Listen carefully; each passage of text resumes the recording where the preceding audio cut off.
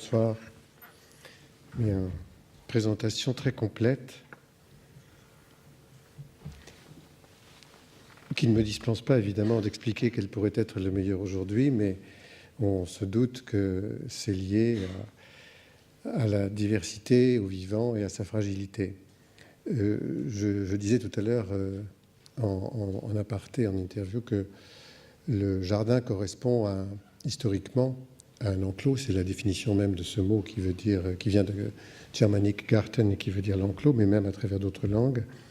À la fois l'enclos et aussi le paradis, puisqu'on y met le meilleur et que c'est ça qu'on protège. Mais seulement l'idée du meilleur change, et stylistiquement, ça explique les raisons pour lesquelles on a des formes qui sont différentes.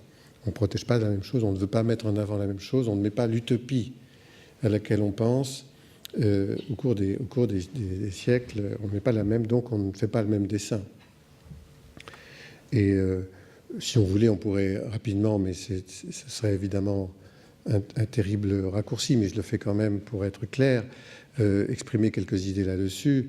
Les jardins des civilisations qui ont traversé les déserts ou qui se sont trouvés dans des pays où l'eau est extrêmement rare, scénographie l'eau, qui est leur objet le plus précieux, le plus important, et dans la civilisation dominée par l'islam et plus tard hispano-mauresque, on a l'eau comme quelque chose qui s'exprime avec les 4 fleuves du paradis. Ici, par hasard, on est sous une pensée liée à l'islam, par exemple, mais elle est là, elle est le trésor, elle est la principale chose. On peut dire que les jardins classiques parlent de tout à fait une autre problématique. L'eau devient un élément du décor et l'essentiel est une construction de l'espace qui autorise à la prise du pouvoir jusqu'au-delà de l'horizon. Le regard va au minimum à l'horizon. Et la question de la perspective est fondamentale. Je simplifie.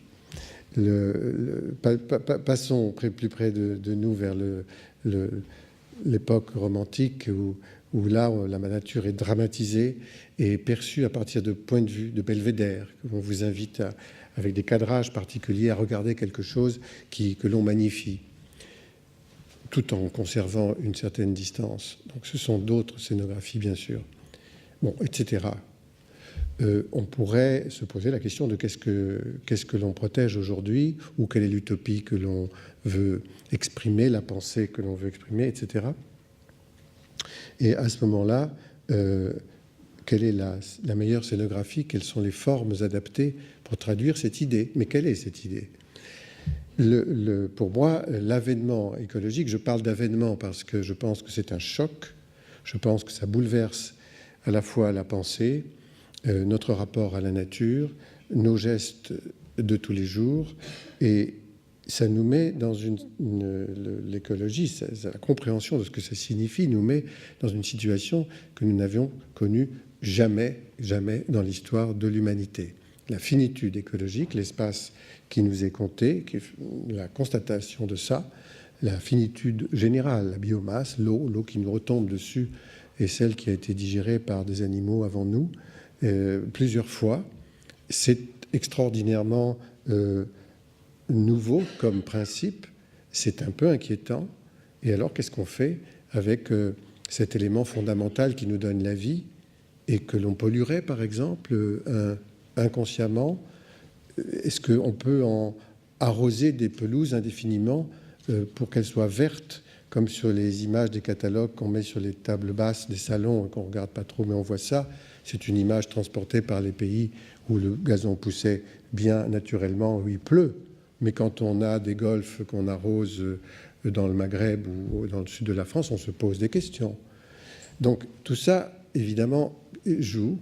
Et si je dis que c'est un choc, c'est parce que cette prise de conscience de la question écologique nous amène à nous responsabiliser sur le vivant, ce qui n'était pas du tout prévu. Ça, c'est l'essentiel du jardin planétaire. C'est la terre prise pour jardin, parce qu'elle est anthropisée complètement, ou si elle ne l'est pas, couverte par l'homme dans son activité matériellement, physiquement, elle est moins connue et surveillée, les satellites font le travail pour ça, autrement dit, il est partout, parce que, donc, comme dans un jardin, mais aussi et surtout parce qu'elle est finie, parce que on est donc dans un enclos, parce que la limite de la vie sur la planète est limitée aux limites même de la biosphère. Et ça, c'est quelque chose aussi, quand on en prend la conscience, qui nous amène à réfléchir sur comment on gère tout ça.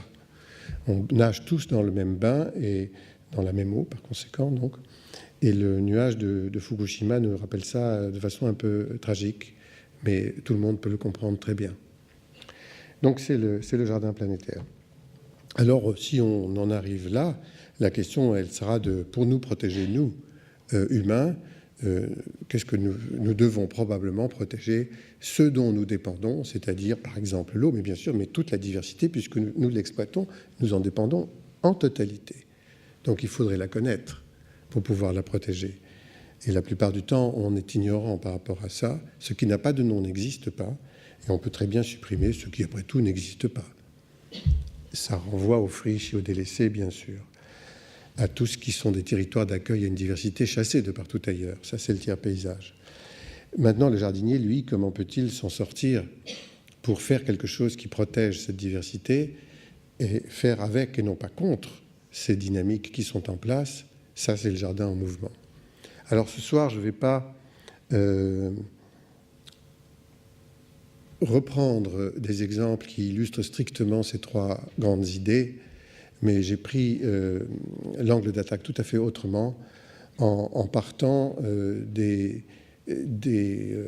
éléments historiques et formels dans notre métier qui nous amènent à penser, en tout cas, que telle forme est juste et telle autre ne serait pas nécessaire. Pour quelles raisons? Alors que, justement, nous sommes dans un temps où la question même de la forme se discuterait, celle qui est empruntée à l'histoire des jardins. Toujours, nous lisons l'espace avec un langage qui emprunte à une simplification extrême des formes. Ce sont des géométries simplifiées. Là, on a par exemple un carré. C'est volontaire. J'emprunte au carré cistercien. On est à Valloires et l'abbaye a été brûlée, elle a été détruite au XVIIIe siècle et reconstruite suivant le style de cette époque, c'est-à-dire avec une façade très classique, équilibrée et même symétrique. Et du coup, il ne me venait pas à l'esprit de faire devant cet espace-là, c'est-à-dire de façon complètement frontale à cette façade refaite, quelque chose qui aurait été en désaccord avec l'esprit même de ce lieu par la dominante architecturale. Cette architecture est très présente. Pourtant, ce que j'ai à y dire là, déjà à cette époque, c'était en 86 ou 7, je ne sais plus, était quand même une question de protection d'une diversité. En l'occurrence, j'avais reçu comme mission, si on peut dire, de mettre dans ce jardin une collection qui est une collection d'un pépiniériste qui avait amassé pendant très longtemps des arbustes rares, des plantes pas connues à l'époque, résistants au froid, avec des tas de qualités, enfin bref. Et qu'est-ce qu'on fait avec une collection? C'est la diversité, la collection, aussi, même si elle vient de partout dans le monde. Ce n'est pas parce qu'elle serait exogène que l'on devrait dire « Ah ben non, on ne l'intègre pas ». Le jardin, de toutes les façons, est un index planétaire, quoi qu'il arrive. Tous les jardins, historiquement, et à commencer par le potager. Les moindres des légumes que vous mangez viennent d'ailleurs, presque toujours. Donc c'est une vieille histoire. Donc je dis bon, mais alors, à ce moment-là, la collection, parce qu'elle est difficile à mettre en scène par rapport à un espace qui est d'une aussi grande rigueur et simplicité, je la mets sur les côtés. Je ne la mets pas dans l'axe du tout. Et dans cet axe-là, il y aura un grand silence. Donc le parti pris formel, architectural, il existe aussi avec un langage tout à fait traditionnel dans mon propre travail, mais dans des circonstances particulières. Et je vais montrer quelques exemples où le carré, d'ailleurs, la forme carrée, intervient à plusieurs reprises. Alors ici, il s'agit du négatif, enfin du négatif du cloître qui existe à l'intérieur de l'abbaye, et ce sont les mêmes dimensions. C'est vers le fond de la perspective, on ne peut pas aller beaucoup plus loin, donc ça ponctue cet axe. Et il y a cette grande pelouse, on est dans la vallée de l'Authie, c'est donc un climat qui autorise à faire des pelouses et des grandes étendues comme ça sans qu'on ait besoin d'avoir recours à des arrosages intempestifs. Et il y a une roseraie qui était sans doute peut-être un ancien verger et qui est aussi combiné avec des légumes et des fleurs. Et toutes les collections à proprement parler sont rejetées sur les côtés. Il y a un petit index de la collection au centre du cloître. Ça, c'est la composition et le parti pris formel. Et si on s'écarte de cet endroit-là, on rentre au contraire dans toute une série d'espaces qui sont plutôt des promenades sous un couvert végétal, au milieu d'îles qui ont toutes des noms particuliers. L'île des ronces douces parle des plantes qui ont des épines. L'île d'hiver parle des plantes qui ont des écorces intéressantes en hiver.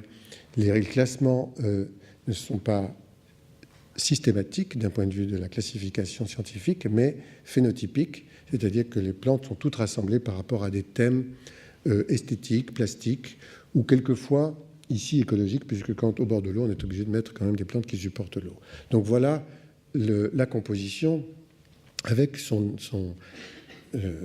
un des travaux, disons, que j'ai pu faire avec une présence de l'architecture extrêmement forte, ou en tout cas de la forme. Un autre exemple, la ville de Blois, à un moment donné, décide, alors je dois pouvoir, voilà, décide de transformer cet espace ici, qui étaient les anciens jardins dont on peut voir les gravures à travers les dessins d'Andrew et du Cerceau, mais qui ont été complètement détruits, en particulier par l'avenue Jean Lesgrès, et il ne reste plus qu'un bâtiment d'orangerie ici.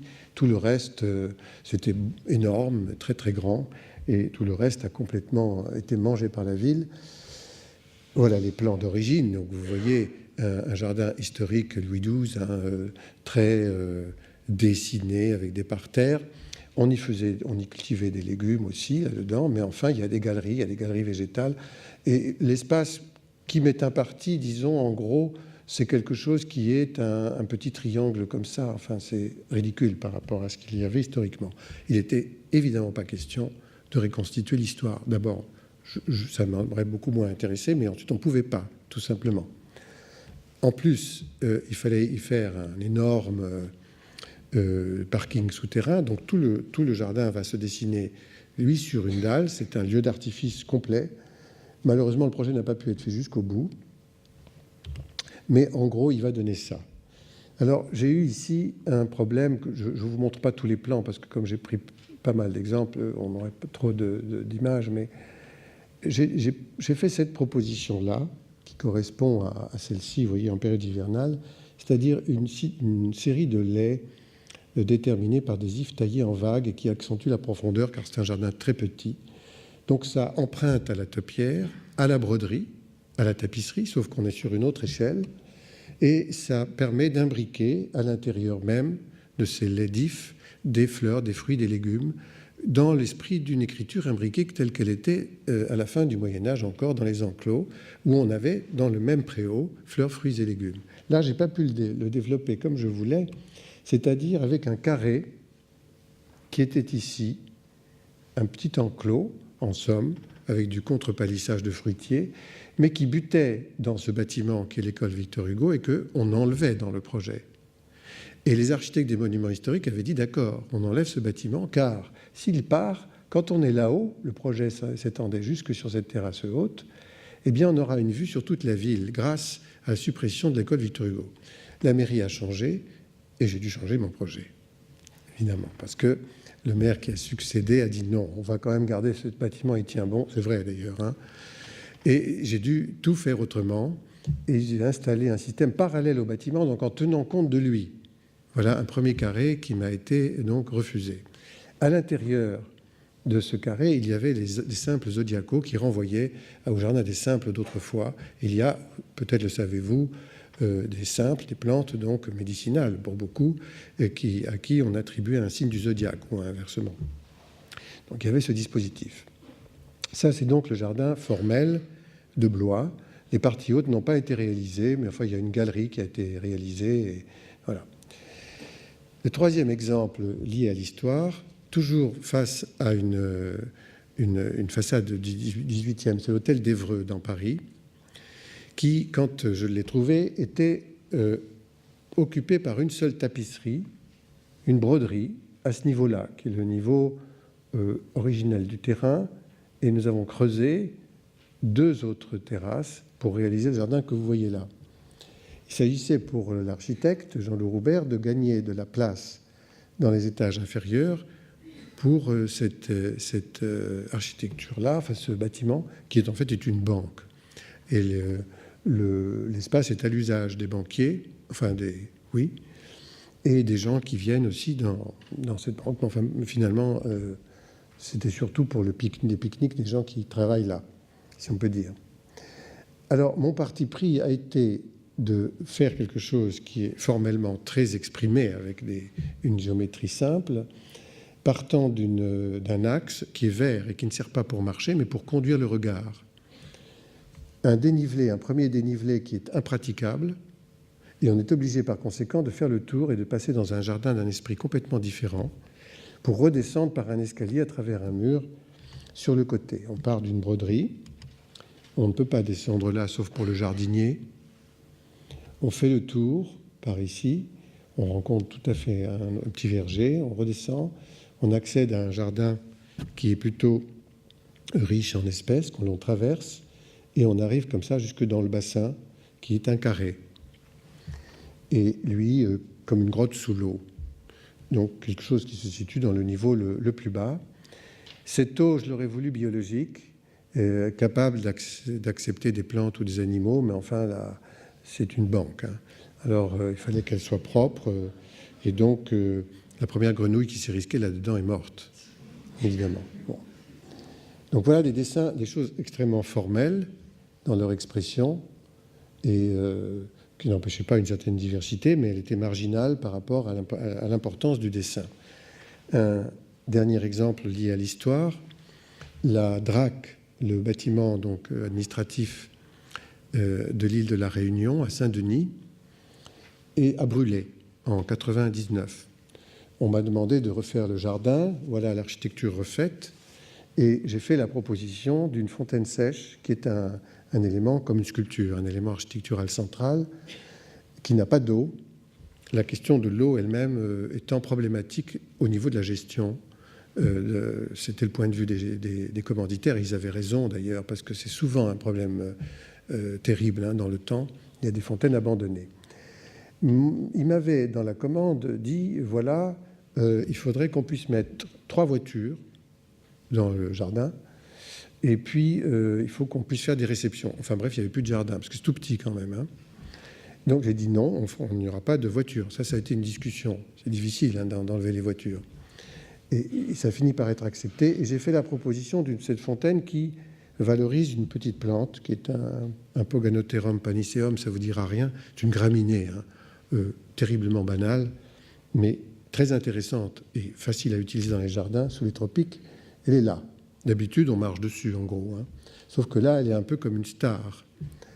Alors, ce jardin, il est composé de cette façon, avec un stabilisé qu'on a eu du mal à créer, parce que là-bas, on n'avait pas la possibilité de récupérer le sable corallien. On n'a plus le droit. Donc, il a fallu trouver d'autres sources. Et puis, un travail à partir de la lave, puisqu'on est sur une île volcanique. Et ça se passe donc avec cet esprit-là. Voilà. Je reviens dessus simplement sur la forme et le fait, je vous le dis ici, mais je n'ai pas montré les images, que l'on peut recouvrir la totalité de ce bassin. C'est pour ça qu'il a cette forme avec ses piles. C'est que s'encastrent là des plattelages en bois qui sont à disposition, qui permettent d'obtenir une plateforme sur laquelle on marche et on gagne cette surface pour les réceptions, puisque c'est un lieu de réception pour les manifestations de temps en temps qui ont lieu à la DRAC. La question des couleurs était très importante. On avait cette couleur sur le mur. On n'a pas pu retrouver une couleur aussi douce par terre. Ça a été très délicat. Mais les plantes, ce Pennisetum purpureum fait un lien très intéressant entre ces deux surfaces-là.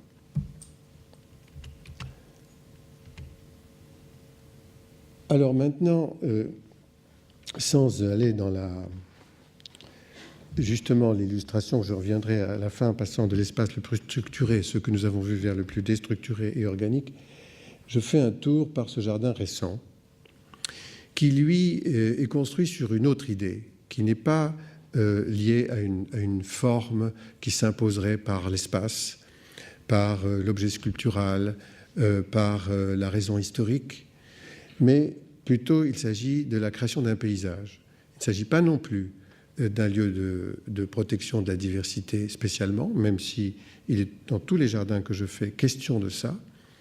Il s'agit de s'inspirer plutôt de quelque chose qui restitue une ambiance non occidentale.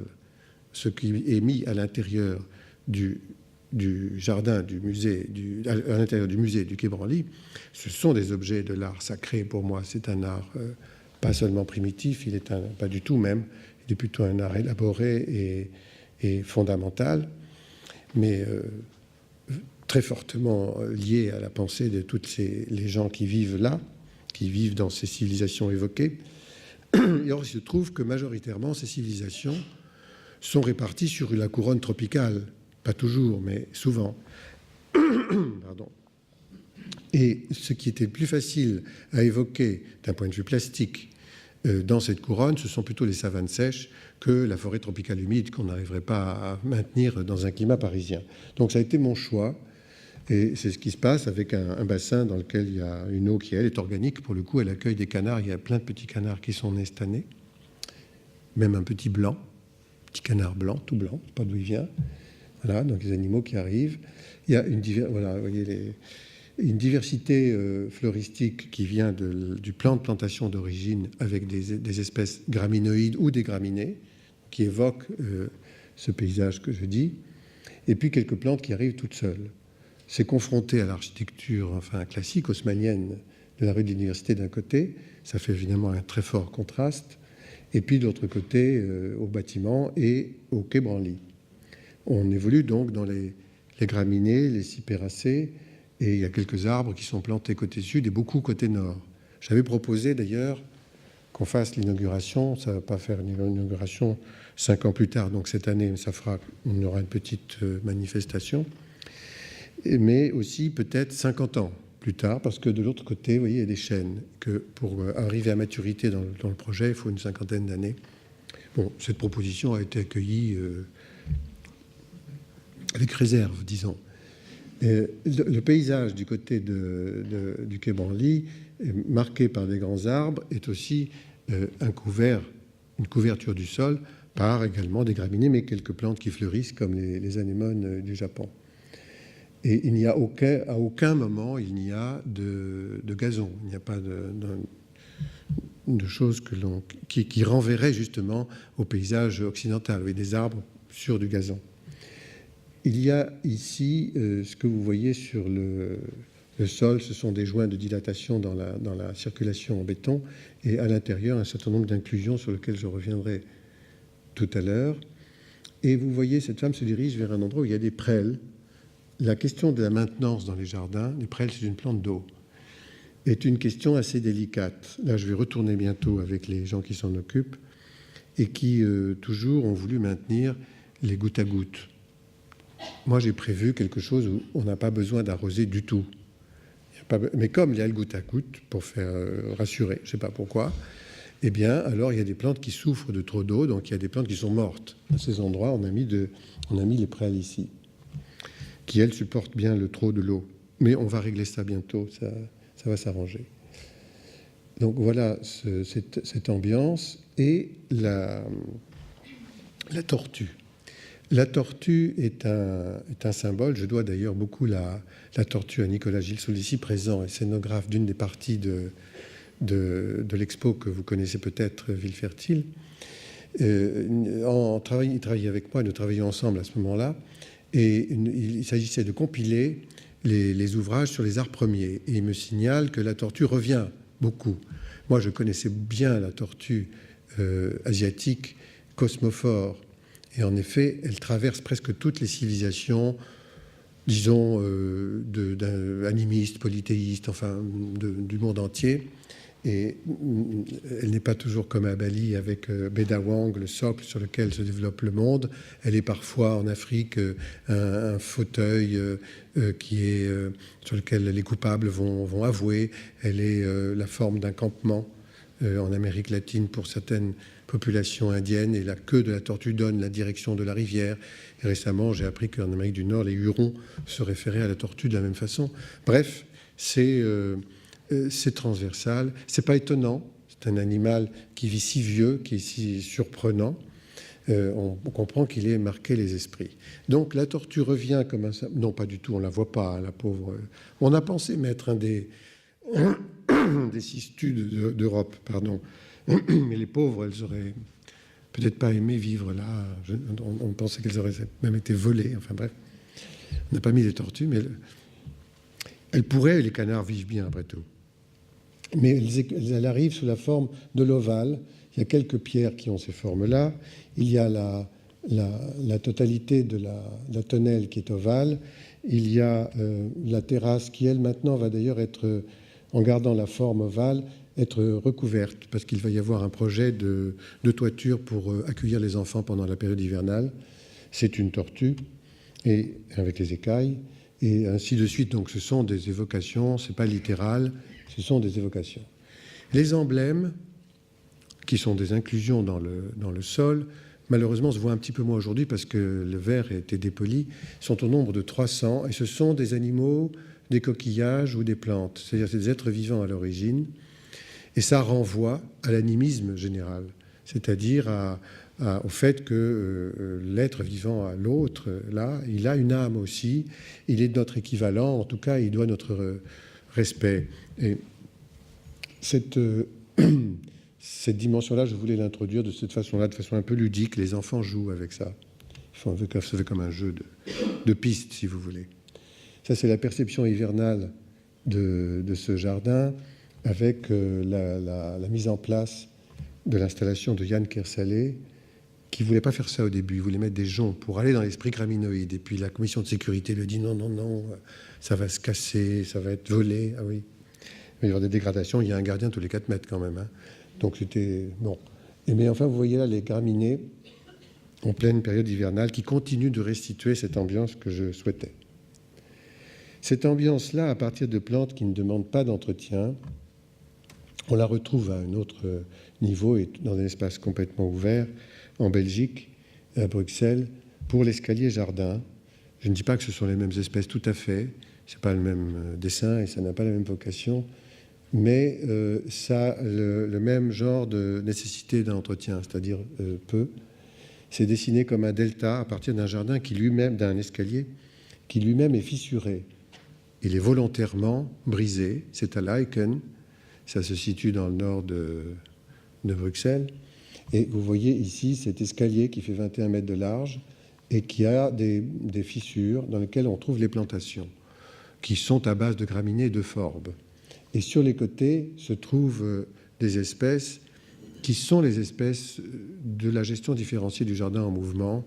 On a essayé de travailler au départ avec la ville de Bruxelles, et pas seulement le foyer laquenois qui est en charge de ce projet, mais les jardiniers de la ville qui ont pas voulu parce qu'ils avaient peur de ce mode de gestion. Et puis finalement, ils ont pris la gestion parce qu'ils se sont rendus compte que ce n'était pas si difficile que ça.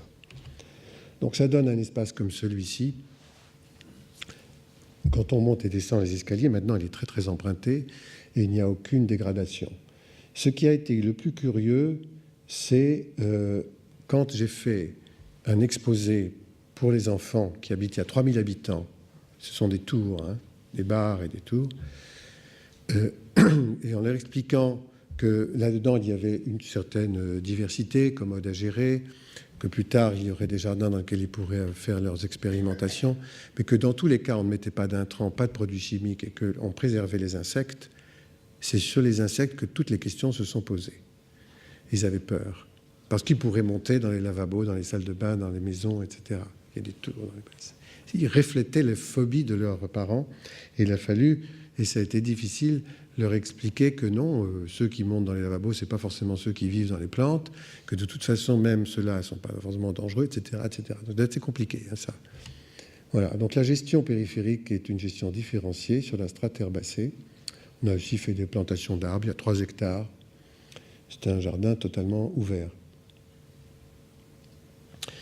Enfin, et c'est pas enfin parce que j'ai encore quelques images à vous montrer, mais on arrive, vous le voyez, progressivement vers quelque chose qui, partant d'une forme extrêmement tenue, s'en va vers une autre forme, et quelquefois même plus de forme au sens de la géométrie, au sens du langage que nous empruntons habituellement pour parler des formes. Le point de vue d'un scientifique comme Henri Laborit sur la question de la forme, c'est autre chose. Il dit que pour la nature, pour le vivant plutôt, la forme, c'est l'information, c'est le message. C'est quelque chose qui est reçu, enrichi et renvoyé. C'est la complexification même du processus de l'évolution et à laquelle il fait allusion en disant cette chose-là. Donc aujourd'hui, si on veut privilégier le vivant, il se pourrait très bien que la question même de la forme soit remise en question, la forme traditionnelle telle que nous l'utilisons, la perspective, l'organisation spatiale à partir des géométries simplifiées. Parce que ce n'est pas la plus commode pour gérer.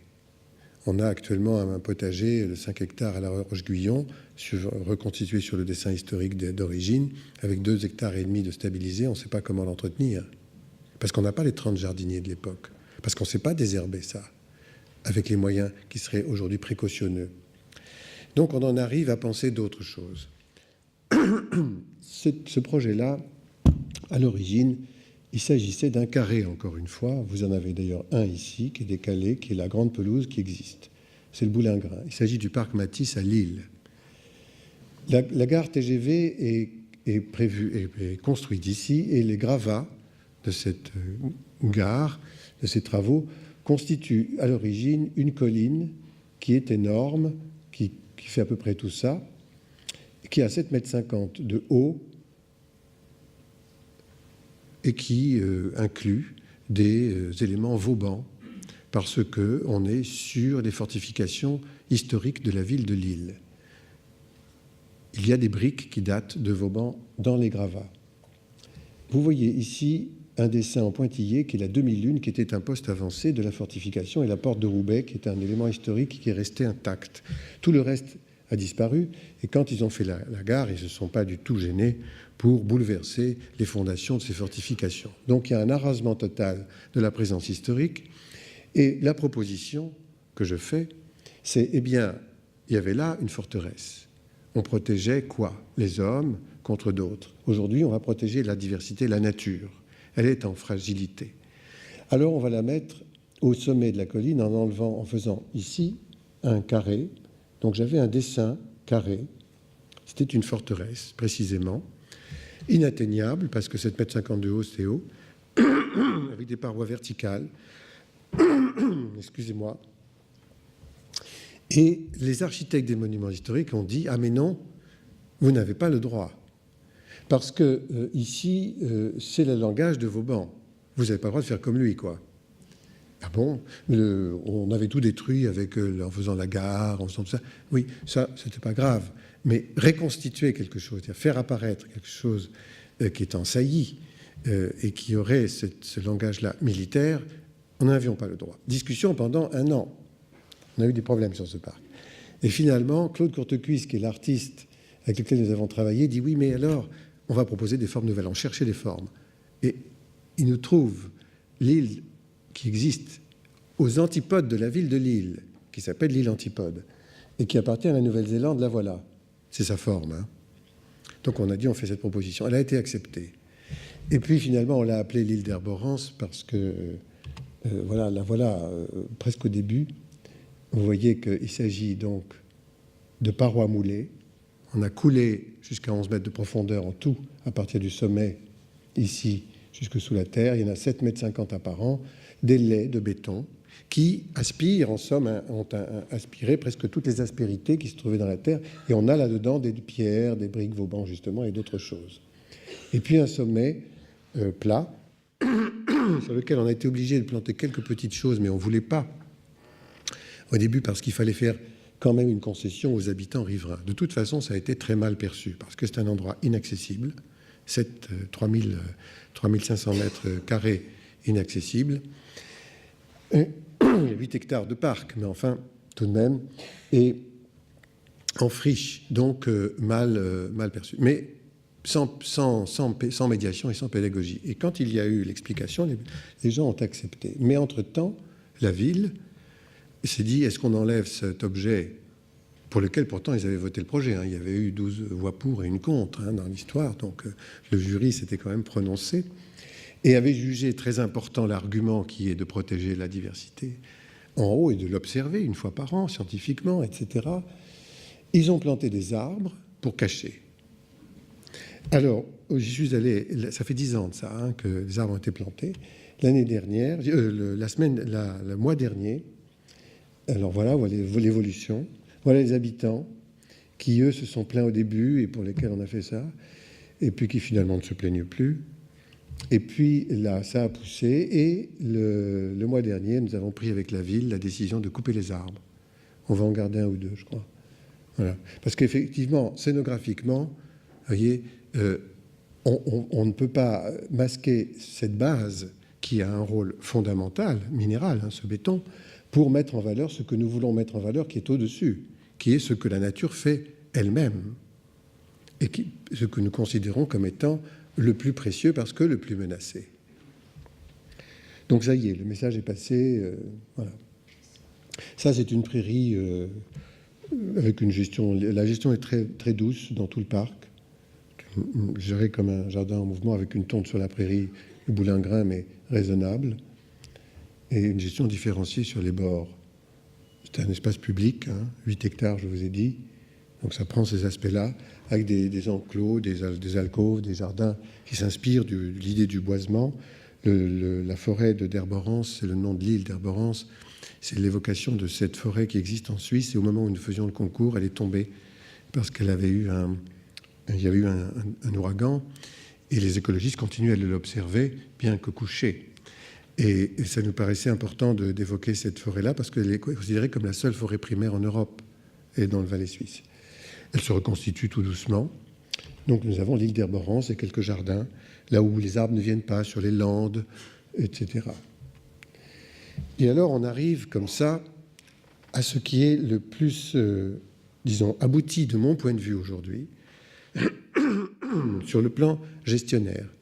C'est-à-dire comment on fait pour faire durer dans le temps un jardin qui, lui, prend en compte la diversité, la protège. Comment fait-on?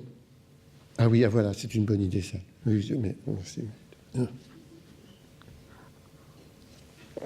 croyez que c'est ça? Qu'il me faut de l'eau? Oui. Bon, jardin aussi. Ça va s'arranger. Comment fait-on pour la préserver dans le temps, cette diversité? Tout est entre les mains du jardinier. C'est lui qui conditionne, c'est avec lui que les choses se font, c'est dans la durée que ça se passe. Quand un architecte remet son bâtiment, il est fini. Quand un jardinier remet son bâtiment, c'est la réception du chantier. Il commence, le jardinier remet son jardin. Il commence. Et après, on ne sait pas quand est-ce qu'il s'arrête. Michel Salmeron, jardinier en chef de ce jardin à l'ENS à Lyon, nous sommes en cœur de ville, s'occupe des 5 hectares. Le parti pris est effectivement une pelouse étroite, tondue, elle, pour rassurer. Sur les côtés, il y a 2 prairies. Ça, c'est fauché, ça n'est pas tondu. Et on voit les foins, on fait les foins à Lyon, protégés ici, avec des animaux, ce sont des moutons. Les voilà. C'est les moutons de Sohet. Donc il a invité quelques moutons à participer au jardinage. Aujourd'hui, il en a 5, et il y a une naissance la semaine dernière. Il s'appelle Hirsute, le dernier bébé. C'est l'année des haches, sans doute. Et alors, voilà, on s'en occupe très peu de ces moutons-là, parce qu'ils ont évolué il y a longtemps dans cette île de Sohet par eux-mêmes, et ils ont l'habitude de continuer à vivre par eux-mêmes. Mais ils broutent, ça nous aide. Les voilà. Là, les petits récents. Ça, c'est une photo récente. On fait donc les foins à Lyon, dans le cœur de Gerland. De cette façon-là, elle est un peu floue, celle-là, ou alors en botte. Et on fait une gestion différenciée. C'est un lieu pédagogique. Il y a des enfants qui viennent y faire des jeux ou des études. C'est un lieu où le jardinier, qui a appliqué rigoureusement le plan de plantation de départ, est capable d'accueillir ce qui arrive d'interpréter ce qui tous les jours se passe, de nouveau. Et vous voyez cette image-là, par exemple, la voilà un peu plus tard, avec des espèces qui sont arrivées supplémentaires à celles qui étaient prévues. Les molènes n'étaient pas dans le plan, elles sont seules, elles viennent avec le vent. Elles s'harmonisent avec les érémurus qui sont dans le plan de plantation.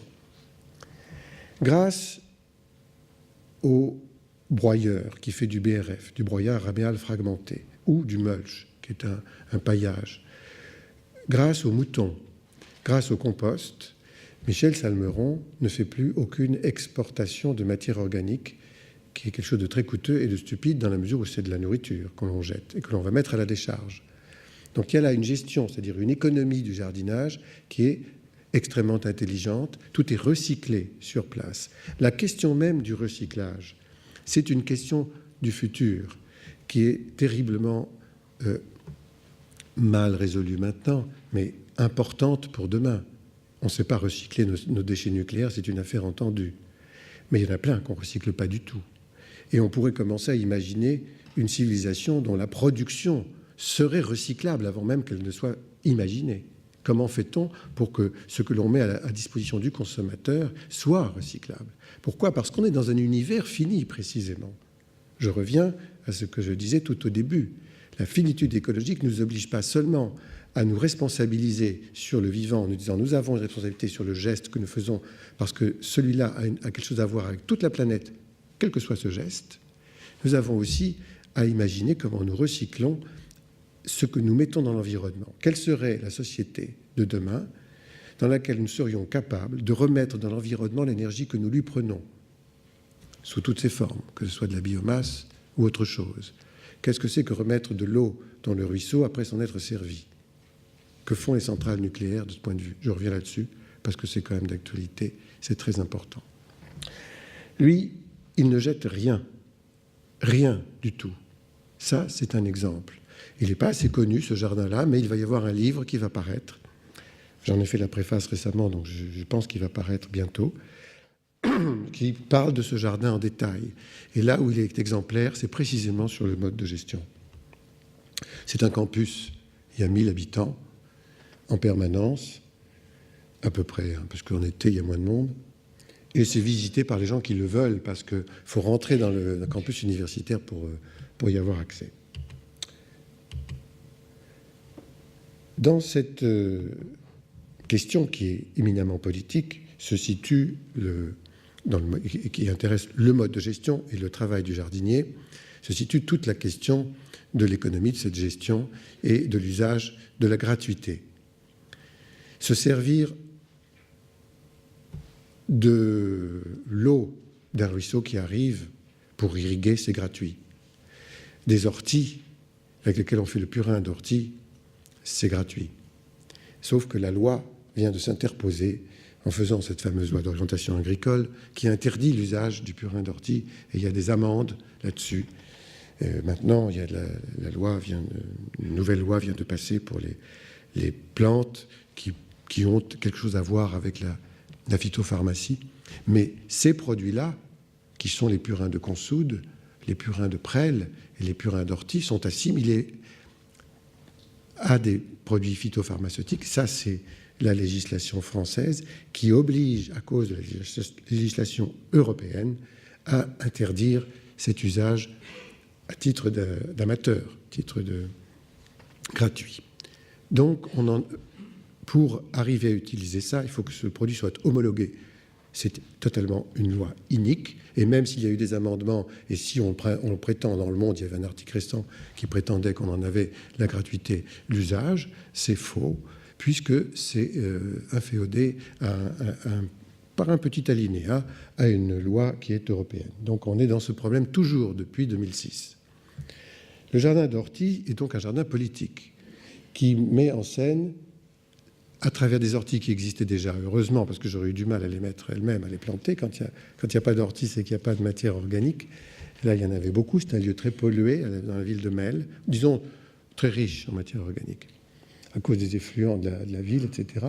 Et ça se situe ici. C'est un petit aménagement qui est un cours d'eau où il y a du lagunage esquissé comme une nécessité de traiter l'eau par les plantes.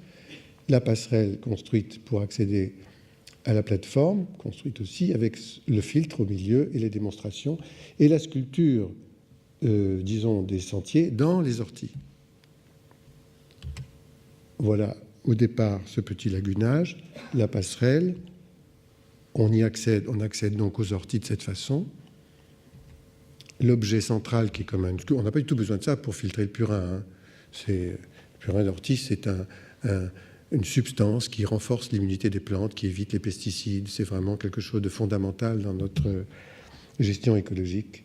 Et donc, on a besoin d'un petit chinois ou d'un petit objet comme ça qui filtre, et pas forcément d'un objet sculptural, bien sûr. Et voilà la démonstration qui est faite là-bas tous les vendredis par Jean-Luc Denis, qui s'occupe de ce jardin. Et on distribue ce jour-là au marché une petite bouteille de purin d'ortie, gratuitement, hein, parce que sinon on va en prison. C'est donc interdit de toute façon. On y ajoute cette année, puisque c'est la 4e biennale de la ville de Melle, les cadres d'urticacées. Ce sont donc des éléments suspendus au-dessus du sol qui viennent d'être mis en place et où on va rajouter une collection d'urticacées, 7 espèces différentes de cette même famille qui sont parfois dans le monde utilisées pour précisément faire des potions magiques ou des nourritures, puisqu'on se nourrit énormément d'urticacées, ou des tissages, puisqu'on fait aussi des fibres à partir de ça. Alors là, on va enlever à l'aplomb de ces cadres la terre qui correspond, planter les plantes, que l'on va porter bientôt, d'ici un mois ou deux, un mois à peu près, et puis il y aura le nom scientifique de cette nouvelle urticacée apportée dans cet espace-là. En voilà une qu'on va rajouter, Urtica pilulifera, qui n'est pas connue chez nous, qui est plutôt méditerranéenne, mais qu'on cultivera probablement annuellement, de façon annuelle. C'est une très belle plante. Hein. Toutes ces plantes ont en plus la particularité d'accueillir une dizaine d'espèces de vanécides, d'autres insectes, enfin les lépidoptères et autres animaux. Voilà une chenille de Vanesse, qui est le Vanessaio. Et enfin, un projet que je montre ici, qui figure dans l'exposition, et qui est alors cette fois-ci une espèce d'éloge de la frugalité. Il s'agit, parmi les futures maintenances dont nous aurons la charge, d'envisager aussi des climats rigoureux ou alors des sols absents. Là, c'est le cas du sol absent. On est sur une dalle en béton qui a été construite par les Allemands pendant la guerre et pas finie. Ce qui n'est pas terminé, ce sont les chambres d'éclatement. Voici des chambres finies, sur une dalle qui fait 9 mètres d'épaisseur en moyenne. On a construit des murs parallèles entre eux et recouverts par des poutres que vous voyez ici. Les obus censés tomber sur la base devaient se piéger ici, dans cet interstice qui est de l'ordre de 70 cm, et exploser dans les chambres sans atteindre la dalle, donc protégeant ce qui est en dessous, c'était les sous-marins. Ça fait 3 hectares, c'est considérable. J'ai proposé 3 jardins, un qui est sur les chambres d'éclatement terminées, qui est le bois des Trembles, 107 arbres émergents des chambres d'éclatement, le jardin des Orpins, qui est à ciel ouvert, des plantes qui poussent sur des non-sols ou des sols extrêmement squelettiques et qui ne demandent pas d'assistance, et un jardin fait, comme pour l'île d'Herborance, par le vent, et qui est dans une fosse, c'est-à-dire dans une sorte de dépression dans la dalle elle-même. Il y avait déjà des indices de possibilité de végétation. Ça, c'est un lycopode qui parvient à pousser sur les murs. C'était des simulations, mais enfin, les plantations, les voilà, avec les Populus tremula, un peuplier qu'on rencontre dans l'espace du tiers paysage des bords de la Loire. Presque tout a un rapport avec ce tiers paysage dans l'estuaire entre Nantes et Saint-Nazaire. Pas tout, mais presque. Et Populus tremula parce que ça peut faire trembler la base. En fait, ce sont les feuilles. Ah pardon, oui, j'avais pas dit Saint-Nazaire. Excusez-moi. Oui. Populus tremula, le voilà. Qui pousse dans des conditions artificielles. Là, pour le coup, on est obligé d'assister, puisque bien sûr, il faut apporter de l'eau dans des contenants. Mais ce ne sera pas le cas des plantes du jardin des Orpins, qui est distribué de cette façon et qu'on va probablement agrandir pour l'inauguration du jardin qui aura lieu en 2013. Là, on est presque à même le béton.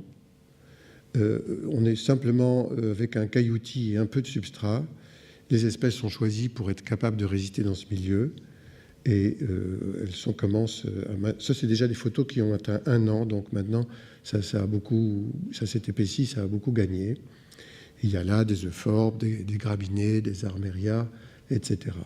Donc ça aura cet aspect, et ça invite les visiteurs à considérer ce qui, chez eux, dans des conditions similaires, pourrait pousser sans assistance. Le jardin des étiquettes, c'est différent.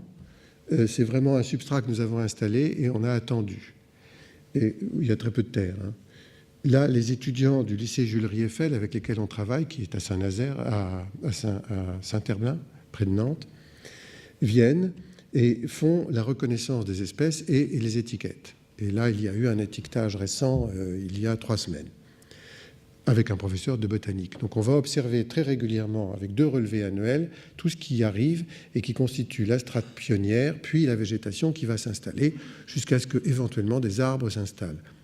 Quand je suis arrivé, la dalle était nettoyée, hélas, par la ville de Saint-Nazaire. 3 ans auparavant, avait estimé qu'il fallait qu'elle soit propre, entre guillemets. On ne sait pas trop ce que ça veut dire biologiquement, ça n'a pas de sens. Et on me disait, oui, mais il y avait quand même un pommier qui poussait. Il y avait un arbre pommier qui était arrivé à s'installer. C'est intéressant quand même. Bon, peut-être qu'il reviendra. Enfin, je termine avec une expérience où là, il n'y a plus de dessin du tout. C'est une expérience de prise du terrain. Vous avez vu qu'on est passé de l'espace extrêmement dessiné, de quelque chose qui se fait en amont sur une table à dessin, qui est réalisé avec une entreprise qui exécute scrupuleusement vos dessins à partir d'un dossier de consultation d'entreprise, etc., et des cahiers techniques. Là, on est à Stolac, en Herzégovine, donc dans la Bosnie-Herzégovine. Le commanditaire est le Centre André Malraux. Il nous invite à considérer la ville de Stolac à travers ces possibles reconstitutions et réconciliations entre des peuples qui ne se parlent plus. Ce qui a été refait, ce sont les édifices religieux, en particulier la mosquée qui est près de la Bregava, mais il y a d'autres choses, puisqu'il y a aussi des églises orthodoxes, etc. Mais majoritairement, l'espace est en ruine, 15 ans après la guerre, encore. Et nous regardons cet endroit où on voit que ce qui est essentiel, c'est la rivière Bregava, avec sa qualité, une eau d'une pureté extraordinaire, où on voit des couleuvres, des serpents, des écrevisses, des truites incroyables en quantité. Ça ferait une émeute chez nous, des truites pareilles qui passent sous le pont. Et bon, une vie, une belle qualité de vie. Et même si là-bas, les gens continuent à acheter leurs déchets dans l'eau, elle est encore très vivante. Par contre, un abandon absolu des jardins, des moulins, des bâtiments qui étaient associés à tout ça, et un enfrichement de 15 ans. Nous avons, vous voyez, donc il y a aussi des ruines au cœur même et au bord de la Bregava, qui nous semble être le jardin de Stolac, ou l'ensemble des jardins. Nous sommes arrivés avec Coloco, l'équipe Coloco, qui est un collectif, et des étudiants de l'école de Versailles, puis des gens jeunes sortis récemment de cette école, à une 30aine de personnes. Travaillons sur le terrain pour commencer par dégager, enlever les détritus, refaire des sentiers qui avaient totalement disparu, enfouis, et permettre aux gens d'accéder à cette rivière alors qu'ils n'y accédaient plus du tout, qui était quand même un lieu de rencontre, obligé, puisque ça associe les rives et les gens qui s'opposent sur les rives. Et accéder à cette chute qui est un des éléments majeurs du paysage dans la ville de Stolac, dégager des éléments de redistribution de l'eau, donc des petits travaux dans ce sens-là, mais aussi fabriquer des mobiliers simples, avec l'aide des habitants qui ont été très surpris par notre intervention, parce que nous intervenions assez librement sur des parcelles de terrain dont nous ne connaissions pas les propriétaires, avec une autorisation orale de la mairie et la bénédiction du Centre André Malraux. mais en réalité, ne sachant pas trop où nous mettions les pieds. Ça s'est très bien passé. Donc, on a installé à certains points de vue qui nous paraissaient fondamentaux des endroits pour s'asseoir, pour s'allonger, pour s'installer, pique-niquer ou bien observer simplement le paysage ou le cadrer, comme ici, à partir d'un endroit qui est aussi une espèce de balustrade et de garde-corps. Reconstituer totalement une plage qui avait absolument disparu. Il n'y avait plus aucun plan horizontal au bord de la Bregava. Et tout ça, c'est fini par une fête, hein, avec des éclairages et de la musique. Ça a été très, très joyeux dans cette période de l'année dernière, du mois de juillet, où les étudiants et les autres ont travaillé pendant 3 semaines. Ça s'est fini avec des discussions avec les gens du pays. Cette dame originaire là, habitant juste à côté, venait s'asseoir sur un banc que nous venions d'installer, là où, paraît-il, il y en avait eu un. Donc, au fond, elle a retrouvé un lieu d'observation et ça lui plaisait. Et elle était heureuse. On a eu d'autres retours, plus récemment, puisque l'équipe est revenue faire des élagages et des travaux. Le projet futur étant d'inviter aussi quelques étudiants architectes à travailler sur la reconstitution des bâtiments, des moulins qui sont totalement abandonnés. Le dessin a été fait par les étudiants a posteriori. Ils ont reconstitué la vallée de la Bregava à partir de la cartographie officielle et situé leurs interventions en la légendant. Donc c'est quelque chose qui n'est pas habituel. D'habitude, on fait le dessin, évidemment, avant. Voilà la dernière image qui illustre la délicatesse avec laquelle ils sont intervenus.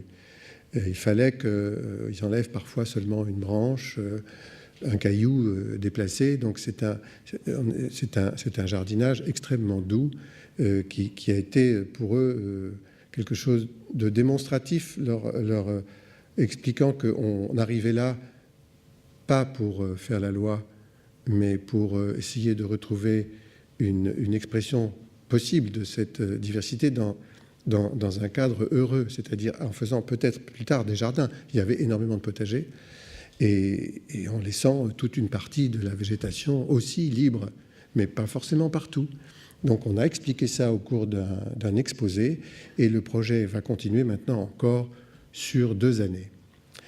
Voilà ce que je voulais expliquer ce soir, partant de la nécessité d'exprimer la forme dans sa tradition par rapport à l'histoire des jardins, vers d'autres nécessités qui sont conduites par d'autres préoccupations qui, sans annoncer complètement le futur, disent quelque chose, en tout cas, sur aujourd'hui. Je vous remercie.